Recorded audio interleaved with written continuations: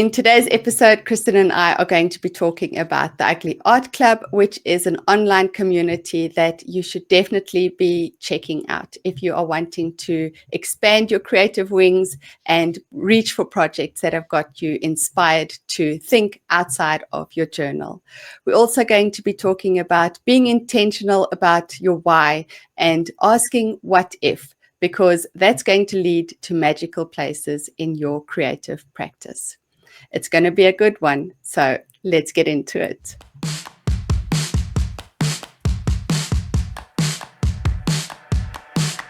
Gotta get messy and show the world you growing as an artist. And you're free to be yourself. You got a dream, you need to start it. Stick together. Get messy says you're formally invited to a community where you can find people that spark the feel of excitement. Too many art supplies, not enough time. No, it's tougher, so you must find a way to feel some connection. We got a lot of people with the same kind, a great mind. We here for you, a platform so we can hear your views. Time's yours, forget chores. I know you bored of them same rules.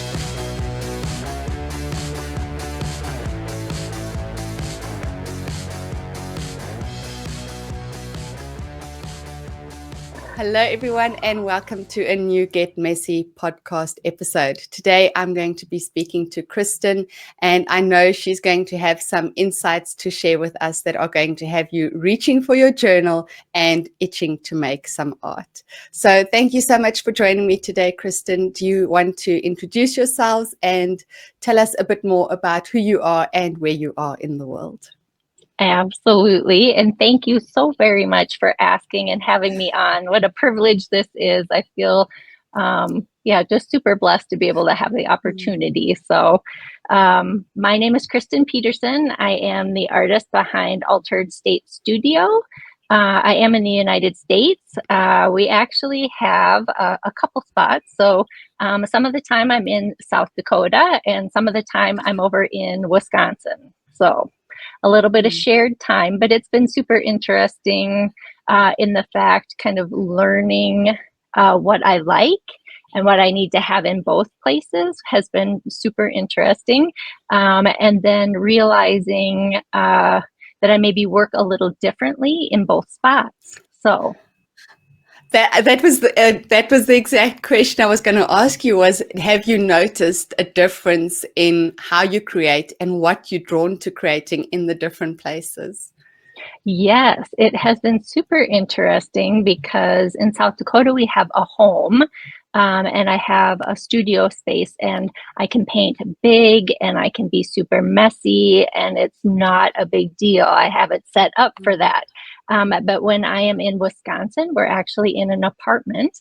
And so I try to work a little bit more carefully. So it wasn't really until this spring I had gone on like artist residency this last spring and was painting there. And I could paint messier, freer. And partway through I was painting and I was probably throwing water or paint and I went, oh my gosh, I don't do this when I'm in the apartment because I don't want to be messy. I'm trying to stay like contained. And so it was like a whole light bulb moment for me. When I was there, I was like, oh my gosh, like, yeah, it was interesting. So. And how did you get to the residency? Did you apply for this opportunity? Yes, I actually had another girlfriend of mine, Amy Miracle, who I had actually met at Sacred Makers. And she had gone previously and she had asked if I would like to go.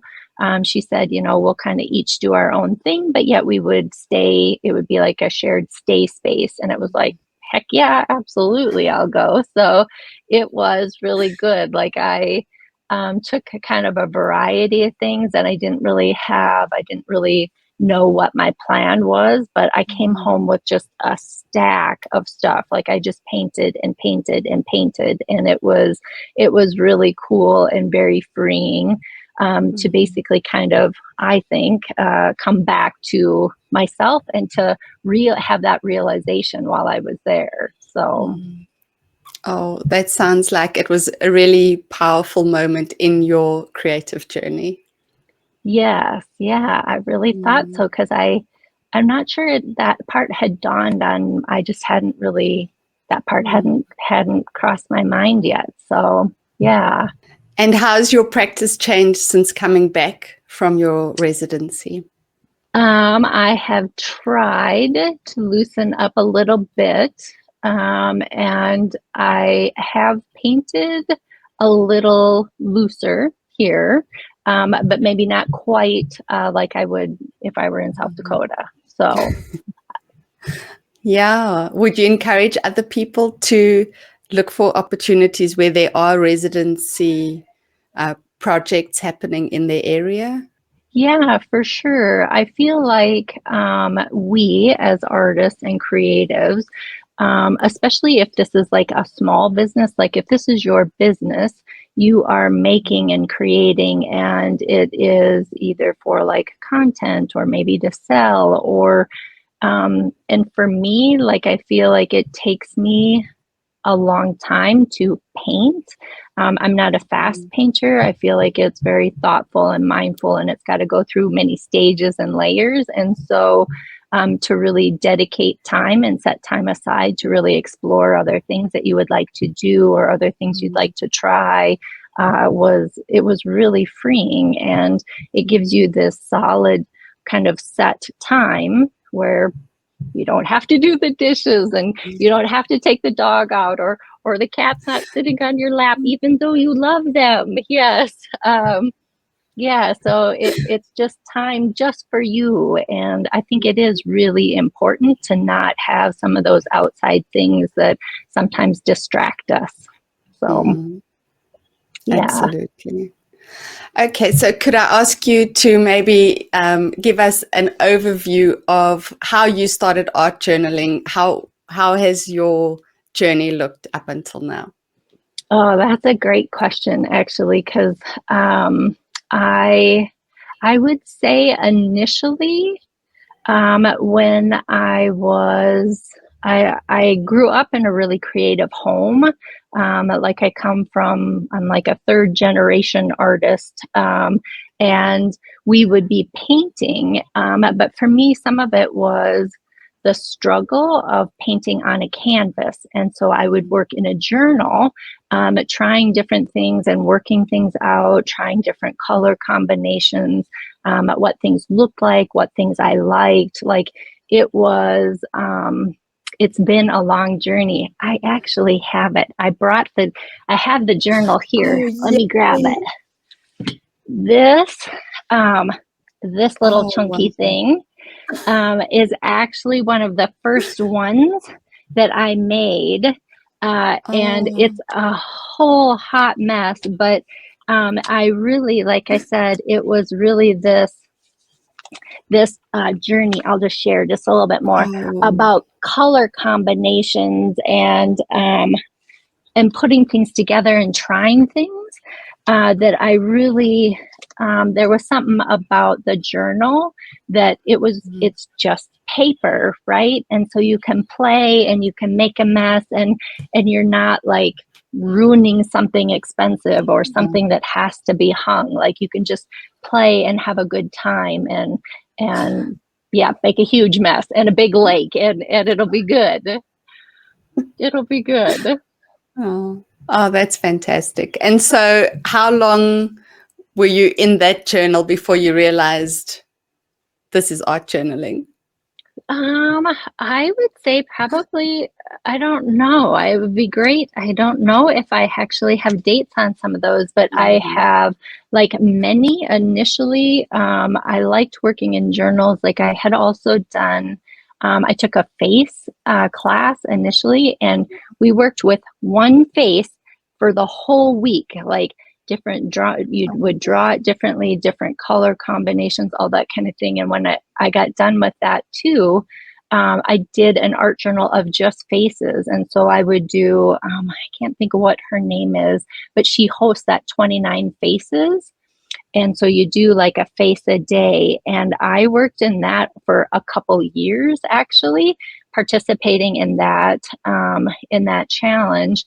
And it was super fun and interesting also to see my progress from when I first started to the very end of the journal. It was really incredible to have all of that work all in one spot and be able to kind of look through, and you could kind of see progress where it was like, oh, I would add collage and different things in. It was really, I really feel like journaling as a whole is just a great way to kind of capture, I don't know, bits of life and your creative journey, and be able to go back and look at them and think, oh my goodness, look at what this was when I first started versus what this looks like now. So yeah. Yeah, you've got a lot of things going on. You've got a lot of projects that you're working on. You've always seemed to be busy with something exciting. Do you want to share some of the projects that you've got currently or that are coming up in the future? Absolutely, absolutely.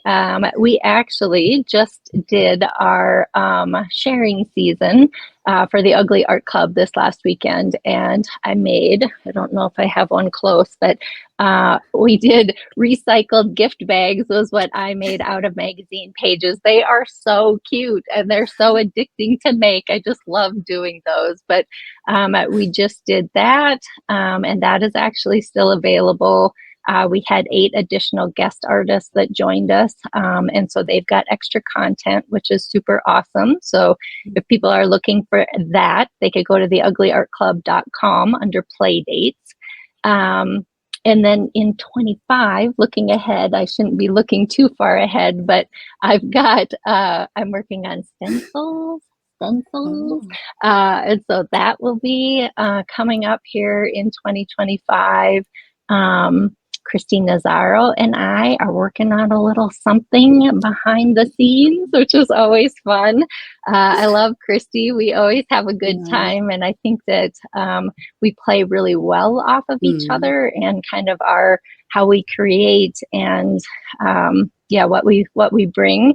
So look for that coming in 2025, and then the Ugly Art Club. We, like I said, are looking at 2025 as well. And we've got kind of good prompts, I think, for this next year, and lining up guest artists. And then, of course, our play dates. We've kind of got a couple lined up already that we're planning. So that should be a good time as well. Always love those. So always busy, always trying to keep busy anyway. So. Yeah. So for someone who doesn't know what the Ugly Art Club is, do you want to maybe give us a description, a breakdown of what happens in the Ugly Art Club?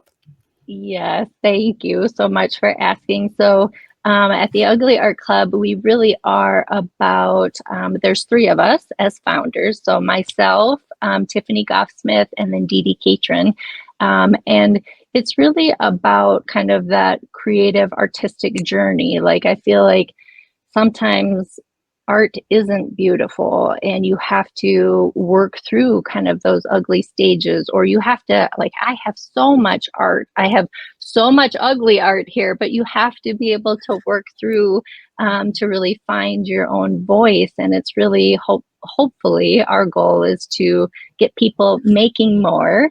And really trying different things and just providing additional inspiration and tutorials, tips,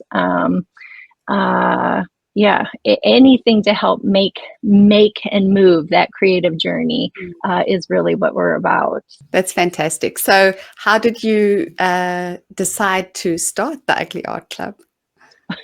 Well, I think it was actually Tiffany. She is like she's the brainchild behind all of this craziness, but she was the one that really had come up with it. And for us, like, I feel like it's really nice because there's 3 of us. And to be fair, like, again, if you're a working artist, there's a lot of work, period. Like, again, I'm not speedy, so things take me a while, and it's nice that there's 3 of us, so we can kind of divvy up the work. We each have different strengths and weaknesses, and that goes across the board. Like, we were talking about the tech over the weekend. I am not the techie one. Those two are the techie people. So it's like, oh, don't ask me about the tech sometimes. But it's nice because, like I said, it's the three of us, and yeah, we just have different approaches, and it's nice to be able to balance the work and provide three different looks and what that looks like. So yeah. Yeah, I think it's good too because it gives it a more rounded feel, right? Because there's Yes. a lot more influence in the choices that you're making and how things are looking and feeling. Yes, we all have a fairly different approach to whatever the prompt is. So you always get something interesting for sure. Always interesting. So, yes. The other thing that I wanted to touch on is your project with Christy, because I think for people who haven't had, an opportunity to take some of your previous classes that you've put together, it's fascinating to see how your two worlds have been able to collide so beautifully, because it's one project, but so different.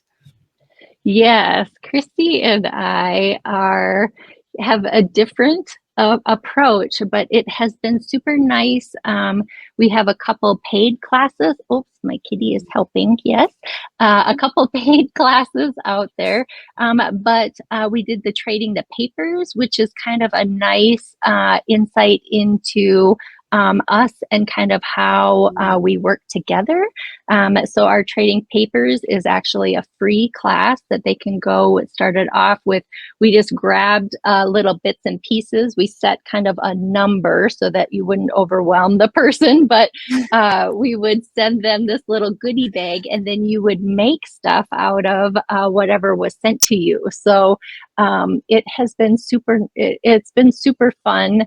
I think that we both have kind of the same views on life and spreading positivity and inspiration. And I like that it's a really open and honest, it's a great relationship, friendship, partnership.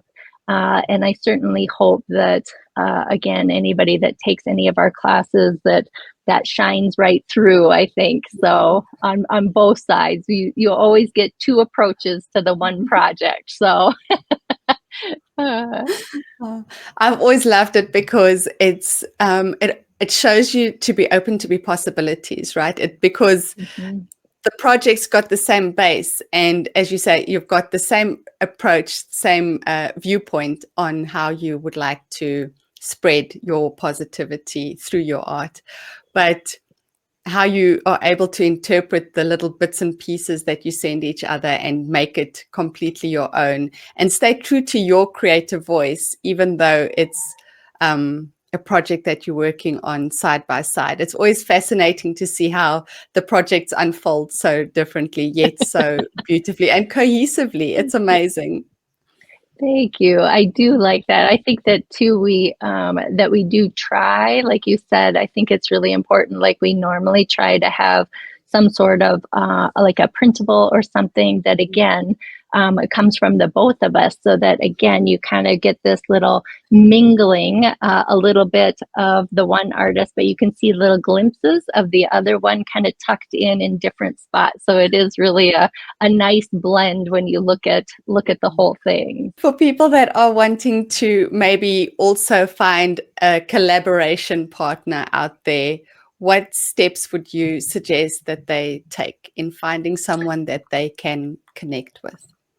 Yeah, I think that a lot of it is that kind of a common ground. It doesn't have to be like Christy and I both work very differently, but I think fundamentally kind of some of the same. We share kind of life views, and that makes it easy. And I think too, when you're doing collaborations, like it's nice to start out with something that's kind of low pressure, like share a few things back and forth and see how the conversation is and what that looks like and the ease of the work. So it shouldn't be anything that's forced or doesn't feel good. It should flow easily. It should be a nice mutual a mutual collaboration.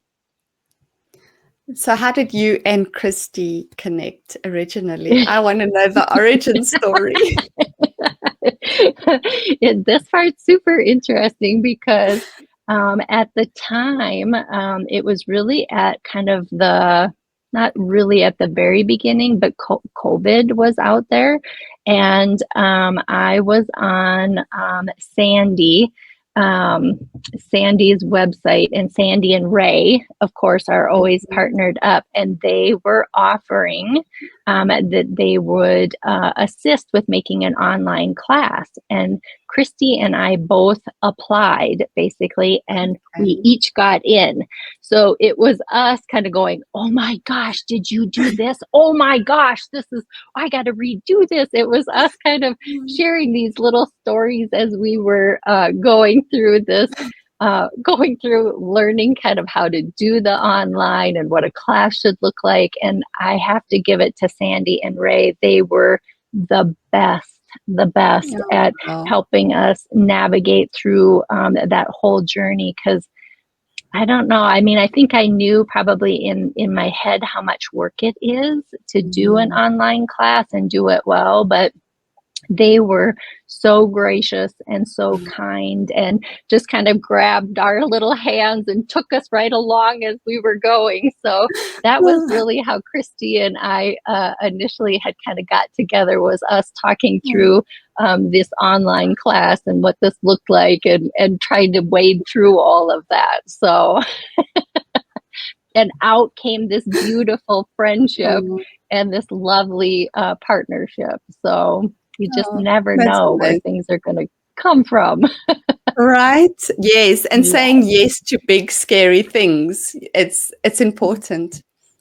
It is, because to be honest, like, I had totally been avoiding the whole online. I did not want to do that at all. And I thought, if I have somebody that would kind of help guide me a little bit and keep me in line, that would be super awesome. It was just a perfect opportunity, Yeah. Well, I mean, you've got an online community. Yes, the learning curve here. I'm telling you, it's been an uphill little battle this whole way here. I feel like everybody's always dragging me along behind. Oh, no, I don't believe that for a second. Oh, goodness, I tell ya. Yeah, but it's amazing how saying yes to one thing, as you say, you don't know where it's going to lead, it's just sort of taking baby steps and saying yes to this big, I'm sure at that moment it was a really big thing, was creating just one class. And now it's become such an integral part of who you are as an artist. It's amazing to see that. Yeah, I was really thankful. Like, I know that COVID as a whole was really hard, and there were a lot of really difficult things, but at the same time, there were a lot of small steps and a lot of blessings, a lot of things that came out of that were for the good as well. So, yes, we can do hard things. We just have to say yes. Sometimes. So, yeah, and I think it's also beautiful, as you were saying, Sandy and Ray reaching out. It comes back to the sense of community, right? And sort of encouraging each other and being there and saying, I've got you. If you need this, or just having an openness to sharing your knowledge and your inspiration with others also has a very powerful effect, like a ripple effect throughout the community. I would agree. Yes. Yeah. I love being able to share, and I have learned so much. I feel really thankful for the opportunity, because again, without that kind of hand holding initially to kind of get me going, I'm not sure I would be where I am now. So it has been a blessing. So for sure. Okay. So I'm really interested to know, obviously, like you were saying, you've got your stencils, you've got your collaboration with Christy, you've got the Ugly Art Club, and you've got your personal projects that you've got going on. How do you gather inspiration and keep this creative momentum going? Oh, that too is a really good question. I I do come to the studio and kind of make or create every day, which I do think is really important. I remember taking classes when I was first kind of starting out or first kind of I don't know, learning, and they would talk about this daily practice, and I thought, oh my gosh, you guys are crazy. I don't know if I can do this. And but at the time, like our kids were younger and I was still working full time, and it was hard, but I would spend a lot of time on the weekends then. But now I find it easier to kind of make and create, and to be fair, like some days are really easy and I can come and create something, and other days are a little harder. And sometimes you think like I put paper down and it's like, oh, I don't like that at all. And then you got to rip it back off. And but I think that either way, I feel like if you show up, it is what it is, and you still got there, and that part is important. And going back to not everything has to be beautiful. Like life is hard, and not everything is beautiful. So having something that's messy or ugly or incomplete or and not finished is perfectly okay. So yeah, sometimes That's you a good just have to show reminder. up. Yes, just show up. And how do you balance projects that have deadlines and that need to be sort of presented and work that is just for yourself? I am a bit of a procrastinator sometimes. I know that's hard to imagine, but yeah, I do like to contemplate things, and so it's nice if I know ahead of time that I've got something coming up, so that I can kind of gather thoughts. Like I like to be able to kind of contemplate things, and before I come to the studio, sometimes things can just flow and it'll work. But I do think I am fairly good at self timeliness, and so I do know. Like if I've got a deadline coming up, kind of coming and doing practices and seeing how things feel, so that when I do get to the point, like if I'm filming or I'm doing something of that sort, like hopefully then it will kind of flow and it will be good. But yeah, the timeliness is really, you do have to kind of be hard on your and make sure that again you've got things set up, time set aside, because things do take time sometimes, and it is important to hit all of those deadlines. If you said that you would, if I said I did, oh boy, it will be there. So Yeah. Sometimes it's difficult though. Sometimes it just feels as though things are just not coming together. And then that looming deadline, it feels so heavy. it does. I would say, like, even again, I feel like there's some honesty. Like when I was filming, I'll forget messy. Like I was working and I was really trying to make sure that I was kind of bringing what my lesson was. I felt like I overworked it a little bit. And then I thought I was going to take stuff out. And I thought, you know what, Kristin? It's important for people to be able to see the whole process, what that looked like, and be able to know that, yeah, maybe sometimes we show or go past whatever that line is. But it's important to, again, stay honest to who you are and what the work is. So yeah. Yeah. And I think that honesty is also what sometimes has more benefit, right, than the perfectly curated class. Like this is, everything's just looking perfect. It's good for people to know, yes, there's a messy part in all of this, and I didn't know where I was going, and I Yeah. did have to rip things off several Yeah. times before I realized what the direction was. I think that there's more benefit in that, right, because it's true Yeah. to the process. Yeah, I feel like sometimes, again, and sometimes to be fair, like I feel like fixing my mistakes or coming back if something tore or ripped or when I was working on it, I just feel like that's an opportunity to add something else or fabric or tape or another piece of paper or paint over the top of it and leave that texture there. Like it's an opportunity and it is who we are and you should fix it and keep going. Yeah. Yeah. So this is the perfect sort of segue into a question that always boggles me when I look at you, how you're working. You've always got these little bits and pieces, like pieces of paper that have got rust dye, or the fabric that's been eco printed, or like there's so many little bits and pieces. And I think, how did Kristin get to the point where she had a whole bundle of things? Like, have you got a day where you think, okay, today's rust dyeing day, and so I'm doing a whole batch of this? And have you got a schedule set up to be able to get all of these little bits and pieces created? That is a great, I feel like I kind of do. Like sometimes you got to make a whole bunch, when Mm. you're in that mode. And so I will probably do like many bundles. And of course, I'm using such small pieces sometimes, and so it's easy to be able to just take a small bit and add it into something else. And um, papers, oh goodness, sometimes you get to making papers and the whole floor will be full of papers. You're like, I can't get out of my studio here.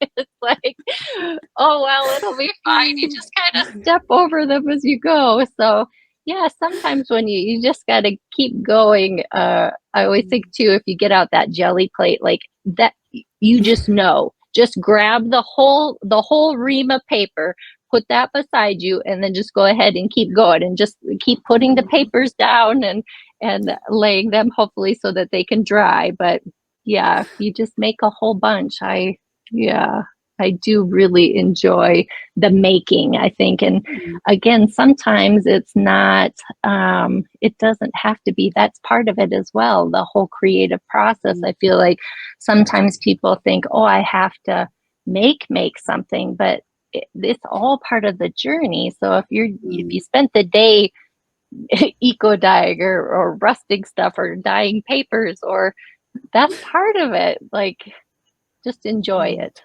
Having a space to play, I think, is then probably giving yourself the freedom to, as you say, it doesn't have to be a spread. If you decide you're going to your studio, you could just say, today is play day, and I'm just going to Yeah. make a mess on paper Yes. or fabric. Yes, absolutely. Or both. Absolutely. Or both, yes.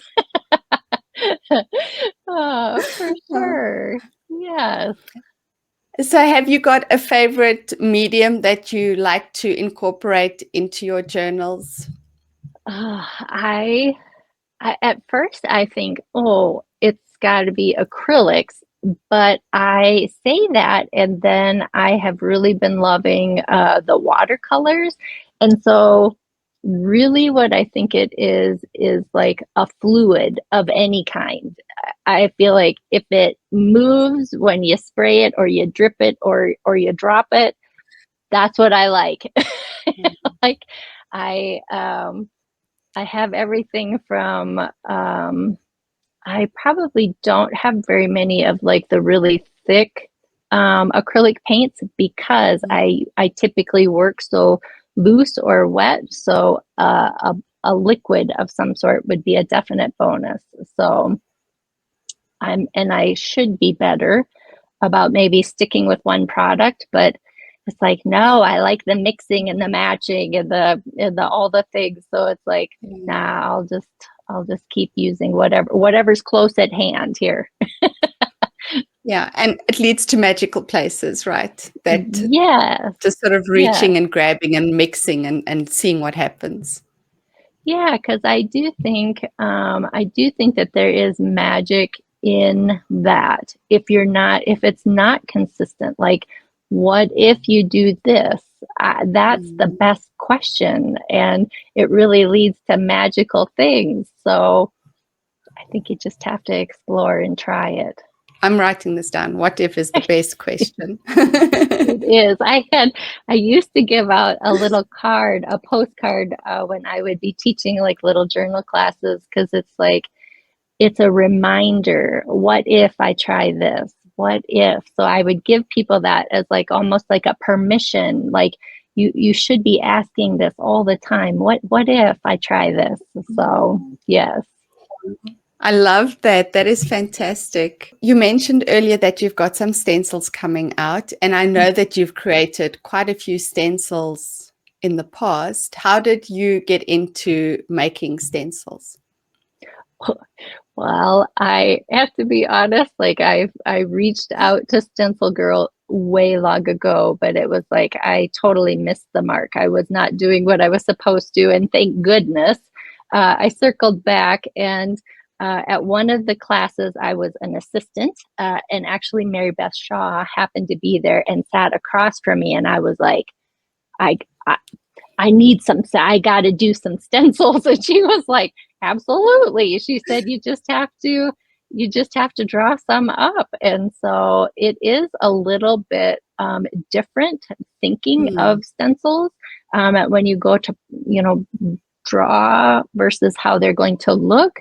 So sometimes it takes me a little bit to get into that frame of mind of a stencil versus a mask and how that should look. So sometimes they do take me a little bit, but I was super, super excited because it was kind of a car theme. The first ones that I put out, which I love. I am a car girl at the heart of things. So it was pretty close to my heart, and it was easy. It felt easy to do. And again, they were super helpful. Stencil Girl was really nice because I drew up my stencils, and then of course you got to have kind of connection points and different things. So bless their hearts, they were very kind and patient, and again, kind of helped me, point me in the right direction to make sure that we had good stencils at the end. But I have truly loved that whole process. Has been really, really fun, and I have again really appreciated the opportunity. So how would you say being able to branch off and have stencils created, how has that affected your creative process?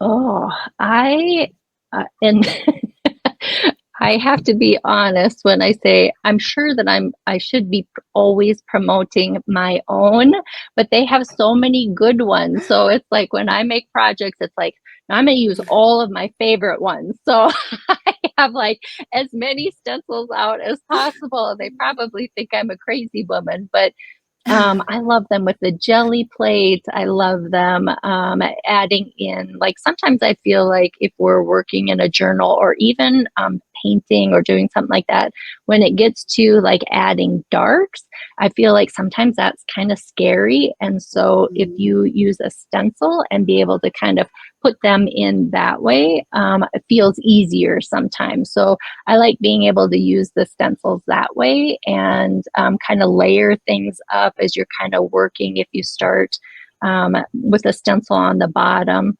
sometimes, again, the trick is how much open space versus how little space there is. So I would say that there is a little bit, or there was anyway for myself, a bit of a learning curve and kind of gauging like which stencil should I be reaching for to be able to take up some of that space or leave things open. So there is something to always think about when you're grabbing for the stencils. Like they're super fun and easy to add into, like I said, journals or paper, tags. They're always an easy go-to for me. Like I'll just grab the stencils and put those on. So I think it's in your zine class where you use your car stencils quite a lot. It was fantastic. It was beautiful to see how you were able to use different parts of the stencil, right? And it totally transforms. One wouldn't even say it was a car stencil because you were using it in such a specific way and in such small little bits and pieces throughout the zine. It was absolutely magical. Oh, thank you so much. That was when I was creating those, I was thinking in my head, I was like, well, I'm not sure that everyone would maybe want a car stencil, right? And so I was trying to think kind of outside of the box and be able to use just kind of bits and pieces of them, because if you look closely, like there are kind of cool bits on the stencils, and it is really nice to be able to use those in a different way. So yeah, I appreciate you bringing that up. Yeah, it really made me realize how versatile a stencil can be, right? Because one Yes. tends to sort of look at it as a whole, but Yes. throughout that lesson or that class, you kept showing how breaking it up and really being intentional about where you're placing it, how you're using it, can give you so much more versatility with just one or two stencils. Yes, I really did. I do try to probably do that as a whole, I would say. So, yeah, I do think intentional. I like that word. Yes, on what you're printing and using. Yeah. And I think I'm going to sort of bring it around back to your practice. It's very much how you are in your general creating, right? Is little bits and pieces, and how you tear little pieces of fabric, and it's all so, it is very intentional, right? How you laying things Yes. down, and how you are, I feel very much that you're not wasteful in how you are using your things. Each little piece, when you are creating, the feeling is it's precious to you. Thank you. I do try to use up everything that I have. I have a really hard time of letting go of things. And so, like you said, I will just the smallest pieces. It's like, oh, I think I can use that. But I do really like, again, I feel sometimes like it's a flow. I kind of get into a flow, and then it's just finding those little bits and pieces and putting those in and making them work. So yeah. That's fascinating. It's fascinating to see how each one's got their own process in how they create and how they layer things up and combine different elements. It really speaks to each one's personality. It does. Yeah. I again, on my card with the journaling on the back side would be this little question that would ask you why. And it would be really honing in on like what do you like? Why do you like this? So if you would be looking at something and you think initially, oh, I really like this, and then it's like, well, why do you like this? What? And then if you say, oh, I really like this floral, well, why is it? What is it about that particular floral that you like? Like, is it the petals, or it's the leaf, or so that hopefully you kind of narrow down to really find kind of those nitty gritty as far as what you like. Really helps, I think, for us as artists to really kind of help define who we are and what we're creating and what we're making. So yes, another good question. So yeah, and I feel it comes back again to that deep intention, right? What is it about this thing that is drawing you in and looking deeper than surface level? Yes. So my question is, if you have got a collaboration partner, whether dead or living, that you could use, that you could pull into a project, who would you like to collaborate with?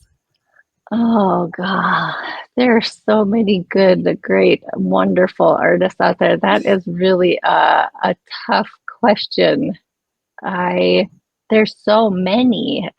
Everybody from, like, I was thinking about, as I'm thinking about it, it's like, well, everybody from like a painter to a collagist, like anybody in between, any of those. Like, really, I would love to do anything, painting to collage to yeah, sewing, like I would be totally down. Anybody in that category.